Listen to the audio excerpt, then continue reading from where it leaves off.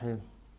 الحمد لله والصلاة والسلام على رسول الله محمد وآله وصحبه ومن اهتدى بهداه. اللهم أرنا الحق حقا وارزقنا اتباعه وأرنا الباطل باطلا وارزقنا اجتنابه. هيشتنا آياتي بشتهشتي سورة الكهف كدواي بسرهاتي هاولاني يشكوت خواي قورا كومالك مشهدي دي كلنا سورة كدا باز دكات كأوشيان طبعا روداويشي ديكيا كلسردمي پیغمبر صلى الله عليه وسلم رويدا وك له هوكاري هات نخواروي آياتكي مفسرين دفرمون جاركيان بتپرستكاني مكة طبعا دوايا ويكا زۆریان خۆتاقی کردەوە لەگەڵ پێغەمبەر صلی الله عليه وسلم و لەگەڵ سەحابەکان تا پاشگەزیان کەنەوە یا ساردیان کەنەوە لە دین ئەنواع زۆر ئەشکەنجە و ئازار و تەعزیبی پێغەمبەریاندا صلی الله عليه وسلم سەحابەکانیاندا تەئسیری نەبوو بتپەرستەکان هاتن بە زۆرێکی دیکە فێڵ لە پێغەمبەرکەن صلی الله عليه وسلم هاتن پێشنیاری ئەوەیان کرد گوتیان ئەگەر دەتەوێت ئیمانت پێبێنین و لەگەڵت دابین وەرە شتێکمان لەگەڵکە ئەو کۆی لەو خەڵکە فەقیرەی لەگەڵتە لە خۆتیان دوورخەوە ئێمە دەین لە جیاتی ئەوان ئیمانت پێدێنین چونکە ئەگەر ئێمە ئیمانت پێبێنین ئێمە گەورەی عەرەبەکانین و خەڵکێکی زۆر بەهۆی ئێمە ئیمانت پێدێنێ. دیارە پێغەمبەری صلی الله عليه وسلم وەکو هەر بەشەرێکی دیکە بیری کردوتەوە و فکری کردوتەوە پێیوا بووە لەوانەیە قازانج لەوەدا بێت کە مەجلیسی نەک موسڵمانەکان تەمان فەقیرەکان بە یەکجاری دەرکا تەمان مەجلیسی خەڵکە موسڵمانە فەقیرەکەی بەجیا دانیشێت و لەگەڵیان کۆ بێتەوە و گەورەکانی قوڕەیشیش دەسەڵاتدارەکانیش بەجیا لەگەڵیان کۆ بێتەوە پەیامەکانیان پێ بگەێنێ. دیارە ئەوە تەنها بە خەیاڵی داهاتووە تەنها بیری لێ کردوتەوە خوای پەروەردگار لەو کاتەدا ئاەتی بۆ دەنێرێتە خوارێ کە ڕێگە بە پێغەمبەر نادا صلی الله عليه وسلم بە هیچ شێوەیەکی تەنانەت لە کاتی ئامۆژگاریکردن و نسحەتکردنیشدا مەجلیسی کەسە دەسەڵاتدارەکان و وەک دەڵێ خۆ بە گەورەزانەکان و دەوڵەمەندەکان نەوعێک بێت و مەجلیسی خەڵکی فەقیر و هەژار نەوعێکی دیکە بێت چونکە ئیسلام هاتووە تا خەڵکی یەکسان کات تا خەڵکی وەک دەڵێ لە تەکەببوور و خۆبەزلزانینەوە بێنێتە ئاستی خەڵکی خوارێ بۆیە دەبینی نەها لە تانانەت لە نوێژێدا بە هیچ شێوەیەکی دروست نییە مەجلیسی کەسی مەسئول و دەسەڵاتدار و دەوڵەمەند ڕیزەکەیان یەک بێت و خەڵکی فەقیر ڕیزەکەیان نەوعێکی دیکە بێت. لە حەجیدا بە هیچ شێوەیەکی دروست نییە بەرگ و پۆشاکی دەوڵەمەندەکان زۆرێک بێت و هی فەقیرەکان زۆرێکی دیکە بێت. هەرچی عیبادات و خواپەرستی هەیە خوای گەورە کە دایناوە بۆ هەموو خەڵکی وەکو یەک دایناوە چونکە خوای گەورە مرۆڤەکانی هەمووی وەکو یەک توان لە یەک شت دروست کردوون پێوەری چاکی و خراپی نزیکی و دووری لەخوا تەنها تەقوا و خواپەرستیە چێ تەقوای زۆرتر بوو دینداری زۆرتر بوو خواناسینی زۆرتر بوو تەمەن ئەوە لە خوای پەروەردگار نزیکترە و لە قیامەتش لای خوای گەورە پلەی بەرزتر دەبێتەوە. بۆیە خوای گەورە ئەمر بە پێغەمبەر دەکات صلی الله عليه وسلم کە پێشتر چۆن بووی لەگەڵ خەڵکە هەژار و فەقیرەکە کە بەڕاستی ئیمانیان پێتێناوە بەڕاستی لەگەڵتدان لەگەڵ ئەواندا بمێنەوە واز لە ئەوانە مەهێنە لەبەر خاتری کەسانێکی دنیاویستی دنیاپەرست کە تەنها و تەنها بۆ ئەوە دایانەویست ئیمان بە پێغەمبەر بێنن صلی الله عليه وسلم بۆ ئەوەی بە حیسابی خۆیان شەڕ و زیانی پێغەمبەر لە خۆیان دوورخەنەوە بۆ ئەوی پێغەمبەر صلی الله عليه وسلم دوای ئەوە قسە بە لات و عوزا و دار و بەردەکانیان و بت و سەنەمەکانیان نەڵێ بەس بۆ ئەوە بە حیساب داهاتن ئیمان بە پێغەمبەر بێنن صلی الله عليه وسلم بۆ ئەوی خەڵک وەک دەڵێ لە ژێر دەستەی ئەوان ڕزگاری نەبێت و خەڵک چۆن کۆیلە بووە پێشتر بە هەمان شێوە بە کۆیلە بمێنێتەوە بۆوان. بۆیە خوای پەروەردگار دەزانێت ئەگەر کەسێک ئیمان بێنێت لە ناخەوە بەخوا مەرز دانانێ ئەو کەسەی بیەوێت بگا بەخوا و بگا بە پێغەمبەر صلی الله عليه وسلم هیچ کاتێک مەرز لەسەر پێغەمبەر دانانێ مەرز بۆ ئیمانەکەی دانانێ خۆ ئەوانەی لەگەڵ پێغەمبەر دابوون دەسەڵاتدارشی تێدا بوون مەسەلەن ئەبوو بەکری سیدیق یەکێک بوو لە پیاوە ماقوڵ و گەورە و دەوڵەمەندەکانی قوڕەیش بەڵام لەبەرەوەی بەڕاستی ئیمانی هێنابوو خاتە ئاستی خەڵکە فەقیرەکەی و لەگەڵ فەقیرەکان مامەڵەی دەکرد ئیمامی عوثمان یەکێک بوو لە دەوڵەمەندەکان، عەبدوڕەحمانی کوڕی عەوف یەکێک بوو لە سەرمایەدارەکانی قوڕەیش، بەڵام لەبەرەوەی عومەری کوڕی خەتاب یەکێک بوو لە کەسە هەرە ئازا و وەک دەڵی دیارەکانی مەککە، بەڵام کە ئیمانی بە پێغەمبەر هێنا صلی الله عليه وسلم هات خۆی هێنای ئاستی خەڵکە فەقیر و هەژارەکەی، چونکە ئیسلام ئەگەر بچێتە ناخی ئینسانەوە ئینسانی دێنێتە ئاستی خەڵکی و وای لێ دەکا خۆی لە خەڵکی پێگەورەتر و بەرزتر نەبێت. جا خوا پێمان دەفەرمێت وەصبیر نەفسەکە، وەصبیر یعنی ئارام بگرە، خۆت بهێڵەوە ئەی محەممەد صلی الله عليه وسلم، وەصبیر نەفسەکە، بهێڵەرەوە خۆت، ئارامی بدە بە خۆت، مع الذين لەگەڵ ئەو کەسانەی يدعون ربهم دەپاڕێنەوە لە پەروەردگاریان، بالغەداتی لە بەیانیان و والعشی لە ئێواران، ئەو جار یوریدونە مەبەستیشیانە وجه الله ڕەزامەندی خوا بەدەستبێنن. وەصبر نەفسەک، خۆت بهێڵەوە، ئارامی وەک دەڵێ بخە دەروونتەوە، دەرونی خۆت وا لێ بکە، ئارام بگرێت و بمێنێتەوە لەگەڵ چێ؟ مع الذين لەگەڵ ئەو کەسانەی يدعون ربهم دەپاڕێنەوە لە پەروەردگاریان، بالغەداتی بە بەیانیان، والعشی بە ئێواران، پاشان یوریدونە مەبەستیشیانە وجه الله ڕەزامەندی خوا بەدەستبێنن، بە دوای دنیا و مەنسەب و پلە و پایەوە نین. جا ئەو بەیانیان و ئێوارانە تەفسیری زۆرن، هەندێک دەفەرمون طبعا سوورەتی کەهف سوورەتێکی مەککیە، دەفەرمون پێش واجببوونی پێنج نوێژەکان هاتوۆتە خوارێ، مەبەستی نوێژی کە مسلمانان پێشتر دوو نوێژیان کردوون، بەیانیان دوو ڕکعات و ئێواران دوو ڕکعات، کە دەفەرمێ بەیانیان و ئێواران لە خوا دەپاڕێنەوە، یعنی دوو ڕکعاتەکەی بەیانیان دەکەن و ئێوارانیش دەکەن. هەندێک دەفەرمون مەبەستی ذیکر و ئەو وردانن کە پێغەمبەر صلی الله عليه وسلم بەیانیان و ئێواران خوێندوونی، هاندانە بۆ مسلمانان کە بە تایبەتی بەیانیان و ئێواران ذیکرەکان بخوێنن. و تەفسیری وەک دەڵێ دەقیقتریشی ئەوەیە بڵێن لەگەڵ ئەو کەسانەدا بمێنەوە کە هەمیشە خواپەرستی دەکەن، بەیانیان هەر لە خواپەرستیدانە تا ئێوارە،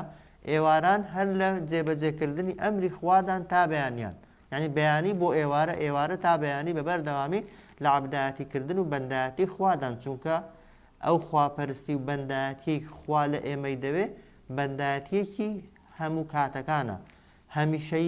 هەمیشەییە کە مەرزە ئەمیشە بڵێ سبحان الله الحەمدولله، وایە بەس مەرجە هەموو کاتێک و لە هەموو شوێنێک لە ئەمری خوای دابێ، وایە بەڵام ئەمری خوای هەر جارە نەوعێکە، کاتی نوێژێ ئەمری خوای جێبەجێکردنی نوێژە، وایە دوای نوێژێ ئەمری خوای بە نمونەوەیە تەسبیحات و ذیکرەکان بکەیت. مەسەلەن لە کاتی ئیش و کاردا، ئیش و کاری دنیاییدا ئەمری خوای ئەوەی ئیشەکەی خۆت بە جوانی بکەیت، لە کاتی قسەکردندا ئەمری خوای ئەوەی ئینسان درۆ نەکا، بە نمونە غەیبەت نەکا، لە کاتی گوێگرتندا ئینسان گوێ لە شتی باش بگرێ ئیلە ئاخیرهی، فەرمانی خوا جێبەجێکردن و یادی خواکردن ئەوەیە کە ئینسان خوای لەبیر بێت لە هەموو حاڵەتەکانی ژیانیدا. جا خوای گەورە بە پێغەمبەرمان دەفەرمێت صلی الله عليه وسلم ئارام بگرە، خۆت ڕابێنە، خۆت بهێڵەرەوە لەگەڵ ئەو کەسانەی کە سیفەتیان وایە عەبدایەتی و بەندایەتی بۆ خوای پەروەردگار دەکەن، بەیانیان و ئێواران، یا بەیانیان تا ئێواران و ئێواران تا بەیانیان، بەڵام نیەتیان چییە؟ یوریدونە وجه الله، مەبەستیان ئەوەیە خوا لە خۆیان ڕازیکەن، مەبەستیان ئەوەیە ڕەزامەندی خوا بەدەستبێنن. پاشان دەفەرمێ ولا تعدو لامەدە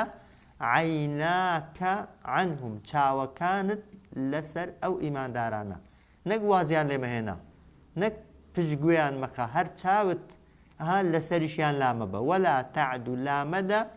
عەیناکە دوو چاوەکانی خۆت عنهم لێیان، تورید و مەبەستت بێ زینەتە الحەیاتی دنیا، بەهۆیەوە جوانی و ڕازاویەکانی دنیا بەدەستبێنی. چەند دقیق، نەک خوارڕێ بە پێغەمبەر نادا صلی الله عليه وسلم ئیماندارە فەقیر و هەژارەکان بەجێ بێڵێ لەبەر خاتری دەسەڵاتدارەکان، پێی دەفەرمێ هەردوو چاوەکانت بەبەردەوامی با لەسەر کەسە ئیماندارە فەقیر و هەژارەکان بێ کە لە کاتی تنگانەدا ئیمانیان پێت هێناوە، لە کاتی ناڕەحەتیدا لەگەڵت بوون و بەڕاستیش ئیمانیان بە تۆ هێناوە و تەنها دەیانەوێت خوا بەدەستبێنن، تەنها دەیانەوێت خوا لێیان ڕازی بێ، بەڵام ئەوانەی دێن داوات لێ دەکەن دەیانەوێت لە پەنای تۆدا دنیا بەدەست بێن دەیانەوێت لە پەنای ئیمان هێناندا وەک دەڵێ ژیانیان سەلامەت بێ بۆی خوا دەفەرمێت بە هیچ شێوەیەکی وەلا تەعد و عەیناکە لامەدە مەترازێنە چاوەکانت لێیان تورید و زینەتە الحەیاتی دنیا بە مەبەستی بەدەستهێنانی جوانیەکانی دنیا پاشان هەر بە پێغەمبەر دەفەرمێ وەلا توطیع نەکەی گوێڕایاڵی کەسانێک بکەیت وەلا توطیع گوێڕایاڵ مەبە من یعنی بۆ ئەو کەسەی یا بۆ ئەو کەسانەی ئەغفەلنا قەلبەه عن ذیکرینا ئەغفەلنا یعنی کە بەتاڵمان کردووە دڵیان لە یادی خۆمان گوێڕایاڵی کەسانێک مەکە کە دڵیانمان خاڵی کردووە بەتاڵ کردووە لە یادی خۆمان دڵمان والێ کردوون بەهۆی خراپەکاریەکانیانەوە بەهۆی تاوانەکانیانەوە بەهۆی بێباوڕیانەوە کە یاد و ذیکری ئێمەی تێدا نەبێ گەورەترین سزای خوا بۆ ئینسان ئەوەیە دڵت والێ بێ خوا دووەبیرنێتەوە لە هیچ کات و لە هیچ ساتێکدا گەورەترین تعزیبی خوا بۆ ئینسان گەورەترین وەک دەڵێ خراپەیەک کە خوا تووشی ئینسانی کە خوا پەناماندا ئەوەیە کە ئینسان دڵی والێ بێ قەت نەگەڕێتەوە لای خوای قەت پەشیمان نەبێتەوە قەت ناوی خوا نەهێنێ قەت باسی خوا نەکە بتپەرستەکانی مەکە هێندە خراپەکاریان کردبوو هێندە تاوانیان کردبوو دڵیان هێندە بە گوناهدا پۆشرا بوو دڵیان پڕ بوو لە گوناه جێگای خوا و ناوی خوایان تێدا نهێش بووە بۆیە بە پێغەمبەر دەفەرمێ صلی الله عليه وسلم ولا تطع من أغفلنا قلبه نەکەی گوێڕایاڵی کەسانێک بکەیت کە دڵیانمان بێ ئاگا کردووە و خاڵی کردووە لە یادی خۆمان ئەوجار واتبع هەواه ئەوان هەمیشە بە دوای هەوا و ئارەزووەکانی خۆیان دەکەون لە جیاتی ئەوەی بە دوای فەرمانی خوا و فەرمانی پێغەمبەرەکەیان کەون صلی الله عليه وسلم واتبع هەواه ئەوان عادەتیان وایە هەمیشە بە دوای لە جیاتی بە دوای خواکەون بە دوای ئەمری خوا و ئەمری پێغەمبەرکەون هەمیشە بە دوای هەوا و ئارەزووەکانی خۆیان دەکەون وەکانە ئەمڕه وەکانە بێگومان فەرمانی ئەو جۆرە کەسانەش کە دڵیان ناوی خوای تێدا نییە وەکانە ئەمڕه فەرمانی ئەو کەسانەی کە دڵیان ناوی خوای تێدا نییە کە هەمیشە بە دوای هەوا و ئارەزووەکانی خۆیان دەکەون بریتیە لە چی لە فوڕوت لە ناوچوون گوێڕایاڵی کەسێک بکەیت کە یادی خوا ناکات و دڵی خاڵیە لە خوا حتمەن بە هیلاکت دەدا بە دوای کەسێک کەوی ئەمری کەسێک جێبەجێکەی کە عەبدی ئارەزوەکانی خۆیەتی بە تەئکید تووشی تاوان و لە ناوچوون و هیلاکەتت دەکات چونکە نەفسی ئینسانیش ئینسانی ئیمانداریش ئەگەر لە نەفسی خۆت گەڕێی نەفس هەمیشە حەزی لە خراپەیە حەزی لەو شتانەیە کە وەک دەڵێ حەز و ئارەزوێکی کاتیان هەیە کەمتر بیر لە داهاتوو دەکاتەوە بەڵام ئینسانی ئیماندار تەمەن بە دوای نەفسی خۆشی ناکەوێت وایە نەفسی خۆشی دەگرێ ئینسان ناهێڵێ وەک دەڵێ نەفسی خۆش گوناهت پێ بکە ئەگەر ببیە شوێن کەوتەی نەفسی کەسێکی دیکە کە تەمەن نەفس پەرستە و بە دوای ئارەزوەکانی خۆی دەکەوێت بێگومان وەک چۆن خۆی بە هیلاک داوە ئەتۆش تووشی هیلاکەت و لە ناوچوون دەکات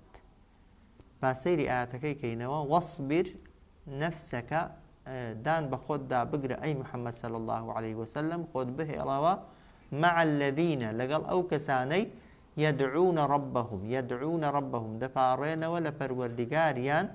بالغداة والعشي بەیانیان و ئێواران بەیانیان تا ئێواران یا ئێواران تا بەیانی يريدون وجهه مەبەستیشیانە ڕەزامەندی خوا بەدەست بێنن ولا تعدو لامەدە عەیناکە چاوەکانت عنهم لەو ئیماندارانە چاوەکانی خۆت لەسەر ئەو ئیماندارانە لامە بکە لەگەڵتن کە ئەو پەڕی وەفایە تەمان خوای گەورە پێشکەشی تەمان موسڵمانەکانی دەکا کە بەڕاستی دوای پێغەمبەر کەوتون تورید و مەبەستت بێ زینەتە الحەیاتی دنیا جوانیەکانی دنیا بەدەست بێنێ ئاەتەکەی لە پێناوی بەدەستهێنانی جوانیەکانی دنیا نەکەی چاوەکانی خۆت لەسەر کەسە ئیماندارە ڕاستەقینەکان لادەی ولا تطع من أغفلنا ولا تطع من گوێڕایاڵی کەسانێک نەکەی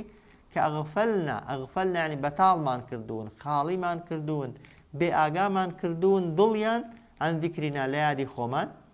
واتبع هەواه و ئەو کەسە یا ئەو کەسانە بە دوای ئارەزوەکانیان کەوتون ئینسان کە دڵی ناوی خوای تێدا نەبوو دڵت ترسی خوای تێدا نەبوو چت لێ دەبێ بەخوا ئارەزووی خۆت بەبێ گومانی هەموو کەسێک وایە ها کەس نییە تەوان کەس نەپەرستێ ئەگەر ئینسان خوای نەپەرست و دڵت خاڵی بوو لە ترس و خۆشەویستی خوا بە تەکید ئینسان وای لێدە چی نەفسی حەزی لێ بوو چی نەفسی پێی خۆش بوو ئەوەی بکە طبعا ئەوەی نەفسیش پێی خۆشە ئەگەر بە قسێت کرد زۆر جار تووشی هیلاکەتت دەکا وەتەبع هەواه ئەو کەسە بەدوای ئارەزوەکانی دەکەوێت وەکانە ئەمڕه فڕوتە فەرمانی ئەو کەسەی کە بەدوای ئارەزوەکانی خۆی دەکەوێت جێبەجێکردنی فەرمانی ئەو کەسەی کە بەدوای ئارەزوەکانی دەکەوێت فڕوتها یعنی لە ناوچوونە مایەی لە ناوچوونە هۆکاری لە ناوچوونە ئاگار لێبێ ئەوە ئاەتی یەکەم ئەدی چی بکات بۆ ئەو بتپەرستانە مەرزیان داناوە لەسەر پێغەمبەر صلی الله عليه وسلم ئەگەر دەتەوێت ئیمانت پێبێنین مەجلیسەکەمان لە مەجلیسی ئەو خەڵکە فەقیرەی جیاکەوە دەکرێت پێغەمبەر صلی الله عليه وسلم ئیمانداری ڕاستەقینە فڕەدا ئیهمالی کە پشتگوێی خال لەبەر خاتری ئەوەی خەڵکێکی دەسەڵاتدار بە ناڕاستی ببێتە ئیماندار بێگومان نەخێر بۆ پێغەمبەریش ڕەوانیە بۆ من و تۆش ڕەوانیە بین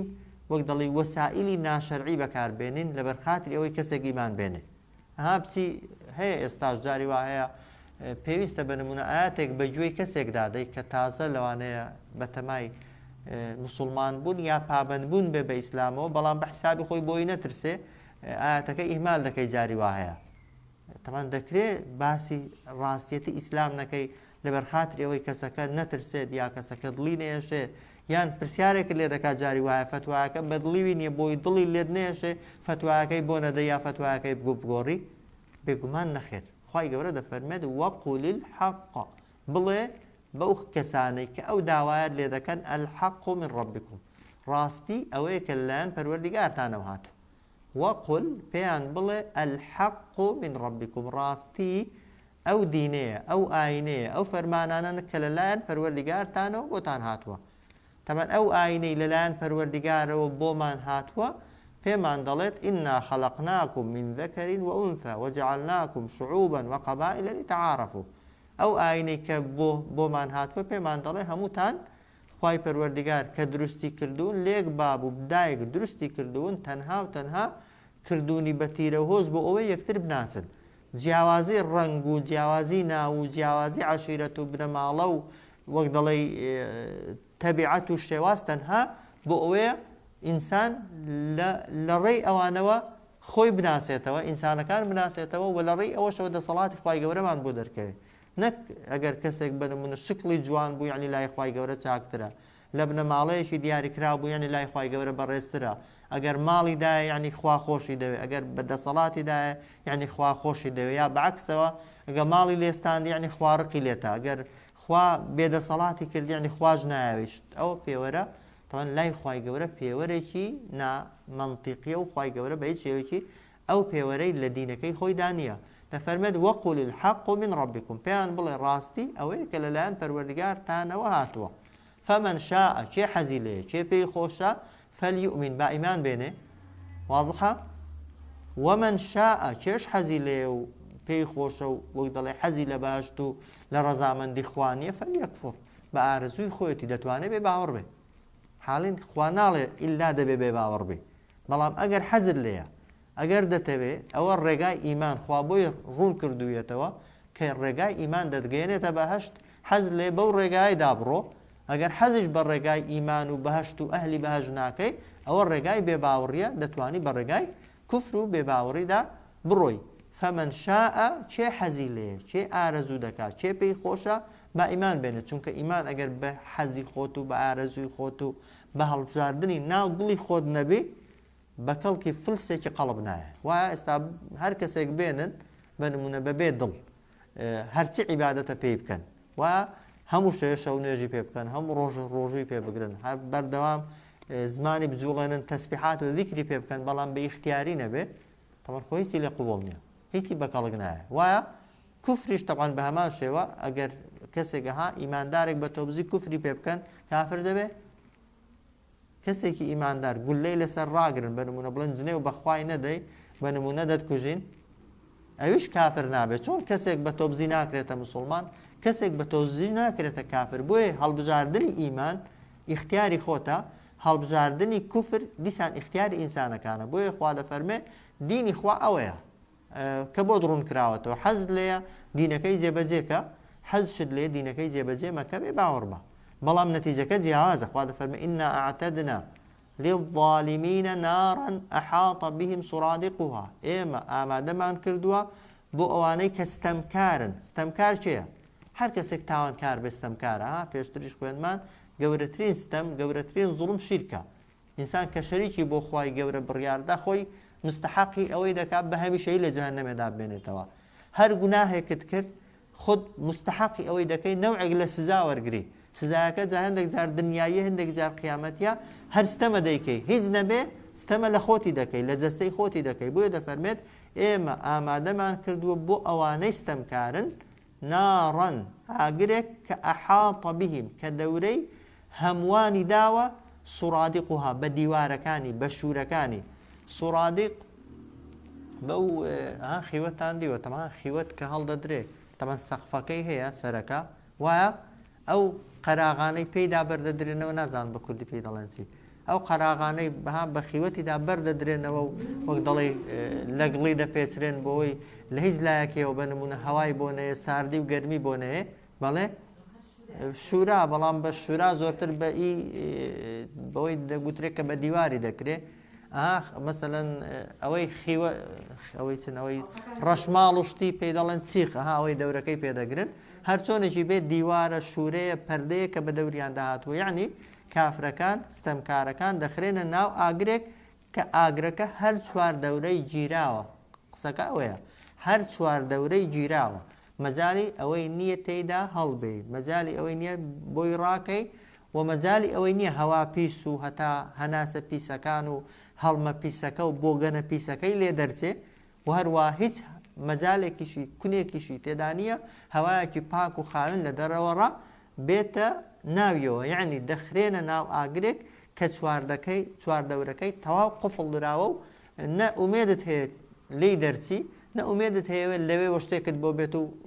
کەسێک فریادکەوێ خوا پەناماند وئین یەستەغیثوا ئەی ئەگەر داوا بکەن هاوارکەن داوای فریاکەوتن بکەن وئین یەستەغیثوا ئەگەر داوای فریا گوزاریشکەن یوغاثوا دەفەرمێ وەڵامی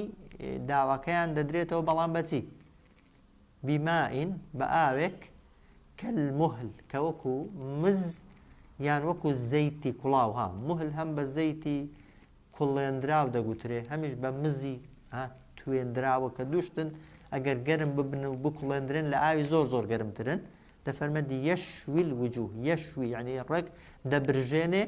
دەقرچێنێ دەسووتێنێ پێستی دموچاویان لە شوێنی کەس پێم وابێ خوێندومانە و ئاەتی سەریحمان هەیە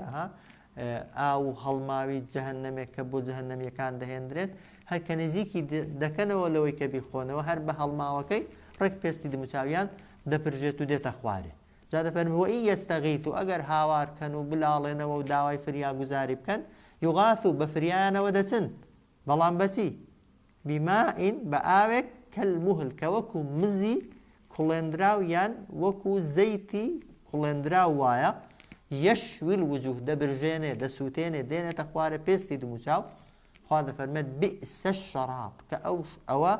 کە بۆیان دەهێنرێ خراپترین خواردنەوە بئس الشەراب خراپترین خواردنەوە طبعا خراپترین خواردنەوە حەدیثمان هەیە دەفەرمێت ئەگەر قەترەیەکی ئەو خواردنەوەی تێک هەڵ ینی بە ئاوەکانی سەرزەوی بکرێ هەر هەمووی بۆگەن دەکات و وەک دەڵێ یەک قەترەی تەنها یەک بۆپەی لەو خواردنەوەی بهێنرێتە سەرزەوی هەرچی سەرزەویە هەیە هەمووی بۆگەن دەکات و ئاوی خاوێن و پاکی تێدا نایهڵدرێ ئەی لە قیامەتە ئەگەر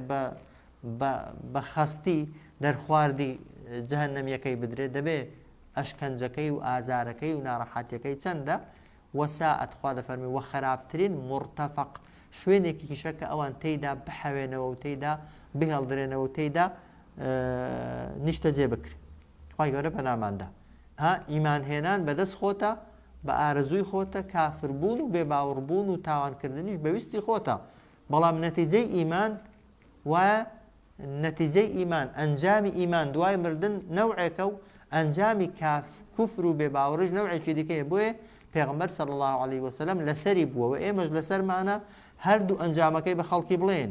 واجا خەڵکەکە کامیانی دەوێت و کامیانی پێخۆشە ئیمان بە کامیان دێنێت و ئیمان بە کامیان ناهێنێت کەیفی خۆتی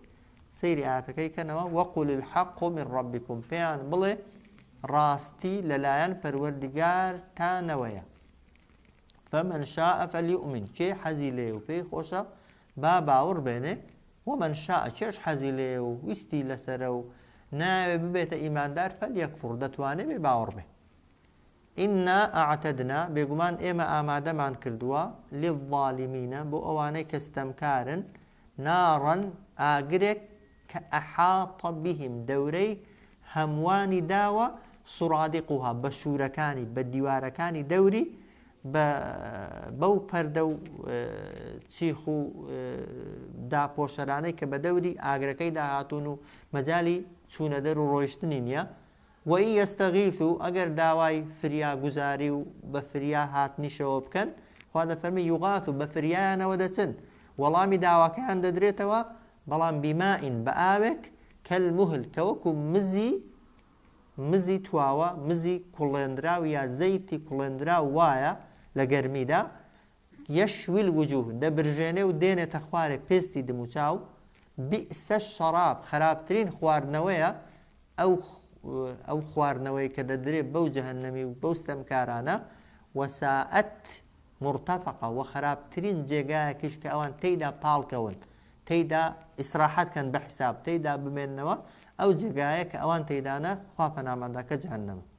ئەدی نەتیجەی ئەو کەسانێک کە بەویستی خۆیان ئیمان دێنن إن الذين آمنوا وعملوا الصالحات بێگومان ئەوانەشی کە ئیمانیان هێناوە و کاری چاکەیان کردووە بێگومان ئەوانەی کە ئیمانیان هێناوە لەکوێ لە دنیاە ها ئەو کاتێک کە لە دنیادای ساغی سەلامەتی بە حەزی خۆت و بەویستی خۆت ئیمان دەخێ دڵتەوە و ئیمان بەخوا و بە قسەکانی خوا دێنی پاشان وعمل الصالحات کار و کردەوەی چاکەش دەکەی بە پێی توانە خوای گەورە ناڵێت دەبێت هەرچی چاکەیە چونکە مەرز نییە تەوان وە کەس هەموو شتێکی پێ ناکرێ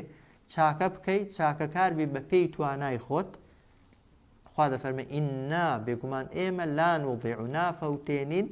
بە زایعی نادەین ئەجڕە پاداشتی من هەر کەسێک ئەحسەنە عەمەلە جوانترین کردار ئەنجام بدە جوانترین کردار ئەنجام بدەیت جوانترین کردار چییە؟ ئەوەیە دوو مەرجی تێدا بێ هەر کردارێکت کرد ئەو دوو مەرجەی تێدا بوو لای خوای گەورە چاکترین کردەوەیە نیەتت بۆ خوای بێ کە دەیکەی بەس ئامانجت ئەوە بێ خوا لێت ڕازی بێ هیچ شتێکی دیکەت لە خەیاڵدا نەبێ دووهەم بەو شێوازە بیکە کە خوا پێت دەڵێ کە پێغەمبەر صلی الله علیه وسلم فێری کردووی هەر کردارێک بتەوێت لای خوای قبول بێت و بە چاکترین کردەوە بۆت ئەژمار بکرێت و بۆت حساب بکرێت خوای گەورە دێ سەیری ئەو دوشتانە دەکات دڵ کە بەس بۆ خۆت دەزانی خواش دەزانێ کەس حکمی پێ ناکرێ ها وایە بۆیە حکمدان بەسەر نیەتی خەڵکی زۆر خراپە ها بە خەڵکی بڵێ کابرا پارەی دەبەخشێتەوە ڕیابازە و یا فلان کەس نوێژە دەکات بۆ خوای نییە و فلان چاکە ئەوە خراپە چونکە نیەت ئینسان بۆ خۆی دەزانێ بینی خۆت و خوا ئەو کاتەی چاکەکەی دەکەی تەنها و تەنها دەتەوێت خوا لێت ڕازی بێ ئەو جار شێوازی چاکەکەشت دەبێت بەو شێوازە بێت کە خوا بەهۆی پێغەمبەرەوە فێری کردووی صلی الله علیه وسلم دەبێتە چاکترین کە چاکترین کردارت کرد بۆ خوای گەورە حتما چاکترین پاداشتیشت لە قیامەتێ بۆ حازر دەکات و وابزام جاری کەش باسمان کردووە لە سوڕەتی مولک خوای گەورە یەکێک لە فەضلەکانی یەکێک لە تایبەتمەندیەکانی بۆ ئینسانی ئیماندار ئەوەیە کە لە هەر کردارێکدا خوای گەورە دێت چاکترینەکەت لێ وەردەگرێت بە نمونە بە نمونە لە نوێژەکانت یەکەم شت کە ئینسان محاسەبە دەکرێت لەسەری نوێژ نییە تەوان نوێژت هەموو وەکوێک نینە بە تەئکید وایە هەم ئەو نوێژانەی کە کردوتن کە خوا لێی قبول کردووی لە ناویاندا کامیان لە هەمووان چاکترە حتما یەکێکیان لە هەر هەمووان چاکترە خوای گەورە دێ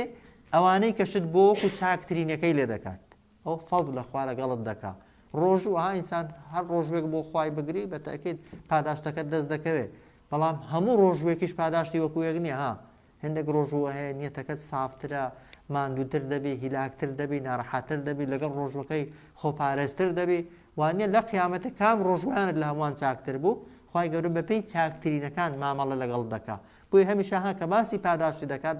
خی گەورە باسی چاکترین کردار دەکات چونکە خی گەورە تەوان هەمویان هەر چاکترین نین نا هەندێکیان چاکن و هەندێکیان چاکترینن خی گەورە چاکترینەکانت بۆ دەکات بە پێوەەر بۆی چاکەکانیشت بۆ وەکو چاکترینەکان لێ بکە إن الذين آمنوا وعملوا الصالحات بيقمان أوانيك إيمانيان هناو كاري چاكيان أنجام داوا خواهد فرمي إنا بيقمان إيما لا نضيع يعني فوتينين بزايع نادين أجر من پاداشتي هر كسك جا پیاوە ژنە گەورەیە گچکەیە فەقیرە دەوڵەمەندە کە ئەحسەنە عەمەلە چاکترین کردداری و جوانترین کردداری ئەنجام دابێت ئولائیکە ئەو کەسانە لەهم جەناتون بۆیان ئامادەکراوە چەندان باخ ها نەک جەنە تەوان لە قیامەتش شتیوانیە ها هەموو شتەکان تاکین چۆن ئەوەی دەخرێتە جەهەنەمێ تەمەن ژوورێکی تاکی دەدرێتێ ئەوەی دەخرێتە بەهشتێژ نییە بڵێ بەو عەشیرەتەی هەمووتان ئەو باخە بۆ هەمووانتان وایە ئەو عایلەیە بێکەوە بڕۆن ناو ئەو خانوەی وەکو دنیای نییە هەر کەسەی بەتەنێک لیلی باخ و حەدیقە و کۆشک و تەلارەکانی خۆی لە دەستی خۆیدایە هیچ کەسێکی لەگەڵ کەسێکی دیکەدا نییە هیچ کەسێکی مەرز نییە وەکوی کەسێکی دیکە بێ مەگەر کردەوەکەیان وەکو یەک بن جاخوا دەفەرمێ ئولائیکە ئەوانە لەهم بۆیان ئامادەکراوە جەناتون چەندان باخ تەبەن ئاەتەکە وازەحە کە هەر بەهشتێک چەندان باخی هەیە هان نەک بە هەمووان هەر بەهشتێک لە ناو بەهشتێدا چەندان باخی هەیە کە عەدن یەکەم سیفەتیان ئەوەیە کە شوێنی ئیقامە و مانەوەن بە کاتی نادەنێ دەیدەنێ بۆ خۆت خۆت بێت و تێیدا بمێنیەوە تەجری من تحتهم الأنهار دەڕوا بەژێر باخەکاندا چەندان ڕووبار خواردنەوەکانی بەهشتێ تەمەن هەمویان بە ڕووبارن بە جۆگەن شیرە هەنجوینە شەرابە ئاوە ئەو جار نیعمەتێکی دیکەی ئەوەی یحەلەونە فیها دەڕازێنرێنەوە لەناو ئەو باخانەدا دەکرێتە دەست و قاچیان لەناو باخەکاندا من ئەساویڕە چەندان بازنە لە چی من ذەهەبین لە زێر تەمەن لێرە باسی زێڕەکان دەکا لە شوێنێکیکە لە سوورەتی ئەلئینساندا باسی زێڕ و زیوی بەیەکەوە دەکا لە شوێنێکی کە باسی گەوهەر و مرواری دەکا بازنەی ناو بەهشتێ ئەوەی لە دەستی بەهشتەکان دەکرێت وە لە قاچیشیان دەکرێتەوەن کە لە دنیا پێیان دەوترێت خەڵخاڵ بازنەی بەهشتێ لە دەستیشدان لە قاچیشدان بەشێکیان زێڕن بەشێکیان زیون بەشێکیان لؤلؤ و مروارین ینی گەوهەر و مروارین ئەوەی کە تەمان سپین سوورن ڕەنگەکەیان تێک هەڵە و گران بەهاترن لە زێڕ و زیوی چۆن هێندێک لە مفەسیرین دەفەرمون هەموو بەهشتێک بازنەیەکی زیوە ئەو ڕەئیەک بازنەیەکی زێڕە یەکێکیان ئەو گەوهەر و مرواریەیە هێندێکی کە دەفەرمون نا بەپێی کردەوەکانە هێندێک لە بەهشتەکان لەوانەیە زیو بێ ها زیو نرخی کەمترە وایە هێندێکیان لەوانەیە زێڕ بێ هێندێکیان لەوانەیە گەوهەر و مرواری بێ وە دەشکرێ هێندێکیان کە کردەوەکانیان زۆر چاکن هەر هەمویان بن بێکەوە هەرچۆنێکی بێتەوان هەر کامێکیان بێت لە ناو بەهشتێدا بازنەی زیویش هەن زێڕش هەن گەوهەر و مرواریش هەن یحەلەونە فیها دەڕازێنرێنەوە لە ناو ئەو باخانەدا بە چەندان بازنەی دروستکراو لە زێڕ لێرە بەر باسی زێڕەکەیە بەڵام ئەو جار وێلبەسوونە دەشپۆشن لەبەریشی دەکەن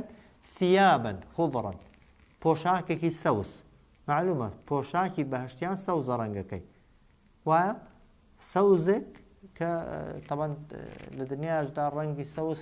لە هەموو ڕەنگەکانی دیکە لەکن زۆرینە تەوان جوانترینە وایە بە تایبەتی ئەوانەی کە سەوزی تەواو تۆق و ئەوەنە من سندوسین دروست کراون لە چی ئاوریشمی تەنک سندوس ئاوریشمە ئاوریشم جلە نەرمەکەی تەمەن گران بەها و بەقیمە دەوەی ئێستا لە بازاری هەیە بەس ناوەکەی ئاوریشمەها ئاوریشمی بەلاشدا نەڕۆیشتووە ئاوریشم زۆر لەوەی نەرمترە ئەوجا سندوس ئەو پۆشاکە نەرمەیە کە بەهشتیەکان لەسەر پێستیان لەژێر جلەکانیان لەبەریان دەکەن ئەوجار وە ئیستەبڕق وە ئاوریشمی ئەستور ئەوەی کە لەسەری ڕالەبەری دەکەن ئەوش نیعمەتێکی دیکە کەواتە پۆشاشی بەهشتیەکان جلوبەرگی بەهشتیەکان ڕەنگەکەی سەوزە پێکاتەکەی ئاوریشمە جلی لە ئاوریشمەکەش جلی ژێرەوەیان تەنکە وەکو ژێرکراس و ئەوەی دنیایی ئەوەی سەریان جلێکی ئەستورترە ئەو جار متەکئینە فیها پاڵکەوتون لەناو ئەو باخانەشدا على الأرائك بەسەر کورسی و قەنەفەوە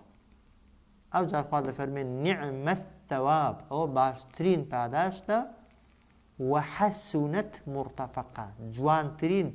جێگا و شوێنێکیشە کە تێیدا پاڵ دەکەون و تێیدا ئیسراحەت دەکەن و تێیدا دەحەوێنەوە خوا بە نسیبمان کرد ئولائیکە ئەو کەسانەی کە کامیان بوون ئیمانیان هەوە عەمەلی ساڵحیان کردووە ئیمان کە ئیمان بەش ناکرێ ها ئینسان ناکرێ ئیمانی هەبێ و نەبێ ئیمانەکەت دەبێ هەبێ بەڵام بەهۆی کردەوەوە تەبان ئیمان زیاد و کەم دەبێ وایە ئەوانەی ئیمان دیارن و کردەوەی چاکیان کردووە بەپێی توانای خۆیان لای کەمی وازیباتەکانیان کردوون خوای گەورە دەفەرمێت لەهم جەنات بۆیان ئامادەکراوە چەندان باخ کە عەدن باخەکان شوێنی مانەوەن تەجری من تحتهم الأنهار دەڕوا بەژێر باخەکانیاندا چەندان ڕووبار يحلون فيها دەڕازێندرێنەوە لەناو ئەو باخانەدا من ئەساویڕە بە چەندان بازنەی من ذەهەبین دروستکراو لە زێر وێلبەسوونە دەیپۆشن لەبەری دەکەن ثیابن جل و پۆشاکی خوضڕن سەوس من سندوس کە لە ئاوریشمی تەنک دروستکراون و ئیستەبرق وهروەها لە ئاوریشمی ئەستور متەکئینە فیها پاڵکەوتون لەناو ئەو باخانەدا على الأرائك بەسەر کورسی و قەنەفەکانیانەوە کورسی و قەنەفەکان کە لە سوورەتی غاشیەدا دەفەرمێت مەرفوعە کورسی و قەنەفانی باش بە جۆرێکن کە لەسەریان دانیشتی خوای گەورە بۆت تەبان بەهۆی بەرز دەبنەوە بە شێوازێک کە هەموو شوێنی دەسەڵاتی خۆتت لێ دیار بێ لێ کاتیدا ئەوەی کە ئی خۆتە و مڵکی خۆتە ئەو جار دەفەرمێت نعمە الثەواب ئەوە باشترین خوا دەفەرمێت تەبان ئەگەر خوا بڵێ باشترین تەبان وەسف ناکرێ ها ئەوەی تۆ بیری لێ دەکەیەوە ئەوە نییە ها نعمە الثەواب چاکترین پاداشتە وحەسونەت و جوانترینیش مرتەفەق شوێنێکە جێگایەکە کە کەسەکە تێیدا ئیسراحەت دەکات و پشو دەدا ئەو جار خوای گەورە دێتە سەر بابەتێکی دیکە بەسەرهاتێکی دیکە کە بەسەرهاتەکە تەبان تەواو نابێت سەرەتاکەی کورتیەکەی بەو شێوەیە تەبان دەڵێن لەناو بەنو ئیسرائیلەکاندا دوو کەس هەبوون شەریکی یەکتر بوون لە تیجارەت و بازرگانی کردندا یەکیان ئیماندار بووە یەکێکیان کەسێکی بێباوەڕ یەکیان ئیماندار یەکیان بێباوەڕ ماڵەکەی خۆیان دابەش کردووە هەر یەکەیان دەڵێن 4,000 دیناری زێڕی بەرکەوتووە 4,000 دیناری زێڕی بەرکەوتووە کافرەکە چی کردووە بەو 4,000 دینار زێڕی کە بەری کەوتووە باخ و باخاتی کڕیوە باخی خورما و ترێ و ئاەتەکان باسی دەکەن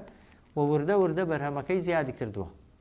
بەرهەمەکەی زیادی کردووە لەگەڵ زیادبوونی بەرهەمەکەیدا کەسەکە سپڵایی و پێنەزانینی و بێباوەڕیشی لە بەرامبەر خوای گەورەدا و تەکەبور و خۆبەزلزانینیشی زیاد کردووە ئیماندارەکە 400 ئەوەکەی 4,000 دینارە زێڕەکەی خۆی بەخشیوە لە پێناوی خوادا هەندێکی کۆیلەی پێکڕێون و ئازادی کردوون دەفەرمێ هەندێکی مزگەوت و مەداریس و خواردنی هەژارانی پێداون وەک دەڵێ دەسمایی زۆرەکەی کە پەیدای کرد بوو لەگەڵ شەریکەکەیدا هیچی بەدەستەوە نەماوە تەنها ژیانێکی ئاسایی و تەبیعی بەڕێ کردووە خوای گەورە باسی ئەو دوو کەسە دەکا نەتیجەی ئەو دوو کەسە ئەو کەسەی کە ماڵ و سەروەت و سامانەکەی وەک دەڵێ لە باخ و باخاتدا و لە بەرهەمهێنانی دنیاییدا سرف کردووە یەکێکی دیکەش کە پارە و سامانەکانی خۆی بەڕێ کردووە بۆ قیامەتێ و لای خوای گەورە شوێن و جێگای خۆی پێدابین کردووە و وەک دەڵێ قیامەتی خۆی مسۆگەر کردووە نەتیجەی ئەو دوو کەسانە چی دەبێت خوای گەورە باسی گفتوگۆی ئەو دوو کەسانە دەکا کە دەفەرمون دوای ماوەیەکی زۆر لە یەکتر دابڕان ئەو دوو برادەرە بە یەکتر دەگەنەوە کە هێندێک لە تەفسیرەکان دەفەرمون دوو برا بوون میراتیان بۆ بەجێماوە یەکێکیان میراتەکەی وەک دەڵێ معاملە پێکردووە یەکێکیان میراتەکەی کردووە بەخێر بەڵام زۆرینەی مفەسیرین دەفەرمون دوو شەریک بوون چونکە لایەتەکەدا دەفەرمێت صاحب هاوڕێ ناڵێ ئەخ و براو ئەوانە جا دەفەرمێت وەضرب لەهم مەثەل الرەجولەینی وەضرب لەهم باسکە بۆیان أي محمد صلى الله عليه وسلم مثل الرجلين نموني دو بياوك باز بك بۆیان يعني بۆ بتپەرستەکانی مەککە بۆ شوێن کەوتوەکانی خۆشت مثل الرجلين نمونەی دوو پیاو جعلنا لأحدهما خوا دەفەرمێ بەخشی بوومان بەیەکێکیان جەنەتەینی دوو باخ لەچی من ئەعناب لە ترێ پێماندا بوو دوو باخ دوو ڕەزی ترێ یەکێکە تەڵەن لە میوە هەر باش و گران بە هاو بە قیمەتەکان لە هەموو سەردەمێکیدا چونکە هەم میوەیە هەم طبعا خواردن و خۆراکیشە وحەفەفناهما دەفەرمێت دەورەی باخە ترێەکانیشمان دابوو بەچ بینەخلین بە خورما یعنی دوو باخی هەبووە ڕەس ترێ دەورەی باخەکانیش دەورە دراوە بە خورما کە ئەویش وەک دەڵێ میوەیەکی دیکەی گران بەهایە وەجعلنا بەینەهما و پێشمان بەخشی بوو لە نێوانی باخەکاندا لە بینی باخە ترێکە و باخە خورماکانیدا زەرعا کشتتوکاڵ و زراعەتی دیکە دانەوێڵە و گەنم و ئەو خۆراکانەی دیکەی کە لە زەوی دەڕوێندار نین زراعەت بەوەی دەگوترێ ها کە گیایە لە زەوی دێتە دەرەوبەری دەگرێ تاوان باخ و ئەوەکانی کەش درەختن میوەی دەگرن خوا دەفەرمێ وەضرب لەهم جارە باوەی تەواوکەین باس کە بۆیان مثل الرجلين نمونەی دوو پیاو جعلنا لأحدهما بەخشی بوومان بەیەکێک لەو دوانە ئەوەی باخەکەی پێدرابوون ئیماندارەکە نەبوو ها کافرەکە بوو بێ باوڕەکە بوو چونکە دنیا پێوەەر نییە ها مەرز نییە لە دنیادا خوا چێی خۆش بووێ دنیا بدا بەوی حاڵێ چێ وەک دەڵێ خوا لای خوای بەڕێز بخوا دەسەڵاتیدایە بەعکسەوەی هێندێک جار کلتە الجەنە خوا دەفەرمێ جعلنا لأحدهما جەنەتەین دابوومان بەیەکێکیان دوو باخ من ئەعناب لە ترێ وحەفەفناهما دەورەی دوو باخە ترێیەکانیشمان گرتە بوو دەورەی باخە ترێیەکانیشی دابوو بنەخلین بە خورما وجعلنا بەینەهما پێشمان بەخشی بوو لە نێوانی باخەکانیدا باخەترێکانیدا نێوانی باخەترێکانیشی زەرعە کشتتوکاڵ هەبوو خوا دەفەرمێ کلتە الجەنەتەین ئەو دوو باخانە ئاتت ئوکولها ئاتت یعنی دەریان دەکرد ئوکول یعنی بەرهەمەکەیان میوەکەیان وەکو خۆی وەلەم تەظلم منه شەیئا وەلەم تەظلم کەم نەدەبوو لەبەری ئەو درەختانە شەیئەن هیچ شتێک داری بەری هەیە هەندێک جار دارەکەت هەیە بەڵام بەرهەمی نادا وایە هەندێک جار بەرهەمی دەدا بەڵام بەرهەمی کەم دەدا ئەو نا دوو باخی تەواوی ترێ هەبوون دەورەی باخەترێەکانی خورما بوو لە نێوانیشیدا زراعەت هەبوو هەموو شتەکانیشی بەرهەمی تەواوی خۆی بەدەستەوە دەدا میوەی تەواوی خۆی بەدەستەوە دەدا هیچ ساڵێک وەک دەڵێ زەرەر و زیانی دنیایی و ئافاتی ئاسمانی بەسەردا نەدەهات بەرهەمەکەی کەمکە وەلەم تەظلم منه شەیئا هیچی لێکەم نەدەبوو ئەو جار لەوەش نیعمەتر ئەوەی دەفەرمێت وەفەجەرنا خلالهما نەهەڕا هێنابوومانە دەرێ لە نێوانی باخەکانیدا نەهەر یعنی ڕووبار بەڵام ڕووباری گچکە یعنی جۆگەلە کە بۆ ئاودانیش یعنی ئەو کەسە نەچوە لە شوێنێکی کە ئاو بێنێ ها ئاوەکەشی هەر لە ناو باخەکانی خۆی خوا بۆی هێناوەتە دەرێ بەبێ ماندووبوون توانیویەتی باخەکانیشی ئاودا ئێستا چاکترین باخت هەبێ وایە ئەگەر ئاوت نەبوو وایە خۆ وشک دەبێ وایە ئەگەر ئاوەکە ئی خۆت نەبوو تەمان لە خەڵکی خواستت دیسان بە زەحمەت دەستت دەکەوێت بەڵام ئەو نەهەری هەبوو نەهەر یعنی ڕووباری گچکەی هەبوو کە هەم یعنی بیر و شتیش نەبووە تەوان کە لەو سەردەمیدا زۆر شوێن هەبوون بە تێڕ و کەر و بار و شتی تەوان زراعەت و کشتتوکاڵیان ئاوداوە ئەو بە جۆگەلە و ڕووبار ئاو بەناو دارەکانیدا ڕۆیشتووە ئەو نیعمەتێکی دیکە بووە کلتە الجەنەتەینی ئەو دوو باخانە ئاتت یعنی دەریان دەکرد ئوکولەها بەرهەمەکەیان وەلەم تەظلم کەم نەدەبوو منه لەبەری ئەو درەختانە شەیئەن هیچ شتێک وەفەجەرنا هەڵمان قوڵاندبوو هێنابوومانە دەرێ بەینە خلالهما لە بینی باخەکان لە ناو باخەکاندا نەهەڕە ڕووبار یا جۆگا ئەو جار وەکانە لەه ثەمەڕ وەکانە لەه ئەو کەسە هەیبوو ثەمەڕون هەموو میوەیەک هەموو میوەجاتێک هەموو بەرهەمێک وكان له أو كسا هر أو خاوني دوباخا هيبو همو جورمي وجاتو برهمو بروبومك لو كاتيدا فقال لصاحبه ببرادركي خوي قلت ببرادركي خوي قلت كسرداني كردوا يعني يكتريان بينيوا وهو يحاوره لكاتك داك أو برادرة طبعا خريجي گفتوگۆ کردن و وەک دەڵێ مناقەشەکردن و ئامۆژگاریکردنی بووە حاڵێن یەکتریان بینیوەتەوە بینیوێتی ئیماندارەکە کە ئەو برادەرەی هەر لەسەر کوفر و بێباوڕیەکەی خۆی سوورە بینیوێتی خوا ئەو هەموو نیعمەت و چاکانەی لەگەڵ کردوون نسحەتی کردووە ئامۆژگاری کردووە لە کاتی نسحەتکردن و ئامۆژگاریکردنەکەدا لە جیاتی ئەوەی گوێی لێ بگرێ لە جیاتی ئەوەی بە قسەی کا وتوێتی ئەنە ئەکثەڕ منکە ماڵەن ئەمن لە تۆ ماڵم زۆرترە و ئەعەز نەفەڕە و بەهێزتریشم لە ڕووی کەسەوە پشتیوان و خزمەتکار و یارمەتیدەریشم لە تۆ زیاترن چێم حەز لێ بێت ئەو لەگەڵمە چێم حەز لێ بێ ئەو پشتیوانیم لێ دەکا ئێستا خەڵکی دنیای جوایە کەسێک پارەی هەبێت و دەسەڵاتی هەبێت و دەوڵەمەند بێ خەڵک زیاتر خزمەتی دەکا وایە لەبەر خۆی نا لەبەر ماڵەکەی لەبەر چاکی نا لەبەر مەسلحەتەکەی ئەو کاتش دیارە هەروە بووە ئەو کەسە بەڵام هەستی نەکردوەکەەوە نیعمەتی خوایە و پێی واو بەشان و شەوکەتی خۆی ئەو نیعمەتانی دەستکەوتون جا نەتیجەکە جارێ بابمێنێ بۆ دەرسەکەی دیکە تا ئێرە وەکانە لەه ثەمەڕ ئەو کەسە بێباوەڕەها ئەو برادەرە بێباوەڕە ئەو شەریکە بێباوەڕە هەی بووە هەموو میوەجاتێک فقال لصاحبه بە برادەرەکەی خۆی دەڵێ بە هاوڕێکەی خۆی دەڵێ بە هاوڕێ ئیماندارەکەی خۆی کە ئیمانی هێناوە پێی دەڵێ وهو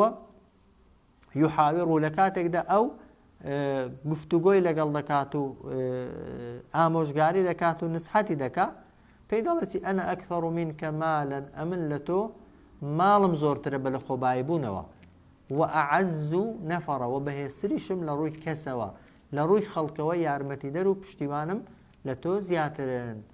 وصلى الله على سيدنا محمد وعلى آله وصحبه أجمعين نتيجة هردوشان لدرس داهاتو دا إن شاء الله